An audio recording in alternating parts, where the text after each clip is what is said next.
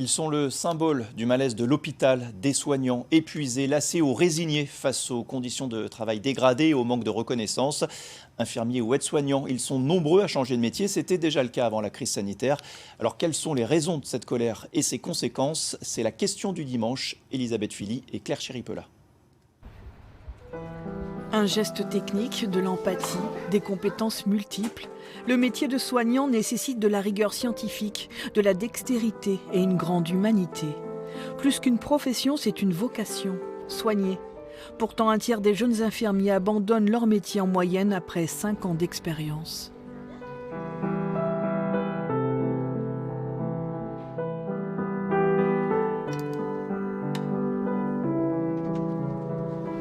Bonjour, ça va? Axelle Chambrion a été infirmière durant 18 ans, sans jamais avoir trouvé une pratique du métier qui lui convienne. Au début, tous les 2 ans, elle changeait de service, d'établissement. Un jour, il a fallu qu'elle tourne la page. Vous pouvez effectivement l'utiliser sur vos tâches du coup organiques, le chocolat, le café, l'herbe, le gras. L'activité de vendeuse à domicile que j'ai débutée il y a 1 an, c'est vraiment autre chose, c'est du positif, c'est voir des gens qui vont bien et c'est là qu'on se rend compte qu'en fait on se dit qu'il y a d'autres portes qui peuvent s'ouvrir où on se sent mieux. Cela n'a pas été facile de changer de métier tant aimé. Sa santé était en jeu. Surmenée, elle était au bord de l'épuisement physique et mental. Le fait de se sentir un peu comme un pion, par le planning, par la manière de changer nos horaires, de nous dire en fait tu es une infirmière, tu peux travailler dans tel service, même si on n'était pas formé pour. Au bout d'un moment, on n'a plus envie d'être comme ça parce que c'est pas humain, alors que je pense que la base de notre métier, c'est l'humanité. Trouver sa nouvelle voie reste un parcours du combattant. D'anciens soignants se sont lancés dans le coaching pour proposer des reconversions sur mesure.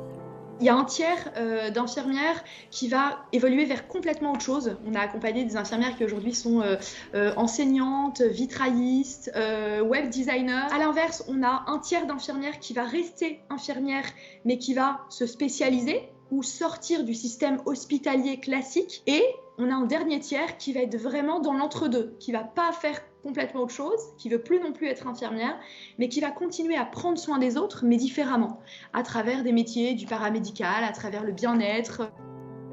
Recrute infirmiers, aides-soignants, remplaçants, alternants. Ces annonces s'affichent sur la plupart des établissements, comme ici, sur les grilles de cette maison accueillant des personnes handicapées.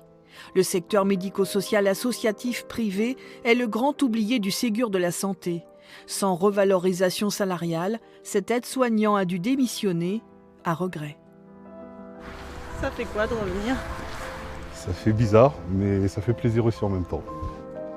Je ne suis pas le seul qui a dû quitter ce domaine-là. J'ai plein de collègues et puis même quand on se renseigne à droite à gauche, on sent qu'il y en a plein qui quittent le médical pour ces raisons-là malheureusement, or que c'est un métier noble où on aide beaucoup les gens, on donne beaucoup de sa personne. Et je trouve que c'est intéressant et de pouvoir perdurer ça parce que nous sommes les malades de demain, nous aussi. Et si c'est un domaine qui est en déclin, ça fait peur pour l'avenir, je trouve. Ouais, là, il me manque quelqu'un le matin. Là, il me manque quelqu'un le soir. Et toutes les personnes qui sont en plus écrites à la main, c'est que des remplaçants. Les plannings sont un vrai casse-tête. Dans ce foyer d'accueil médicalisé, les personnels font des heures supplémentaires pour combler les postes manquants. Là, depuis cet été, c'est la première fois que j'ai dû envoyer, rien que pour le mois de septembre, 20 demandes d'intérim. Ils ont dû fournir, 5 plages horaires. Donc le reste du temps, c'est les professionnels qui se débrouillent, qui, heureusement, nous proposent, nous disent allez, moi je viens faire un 12 heures. Donc ils assurent matin, soir. Cette recherche sans cesse de nouveaux soignants pèse sur les résidents. On n'a jamais les mêmes personnes. C'est difficile parce que il faut toujours recommencer à zéro. Les relations? Ouais.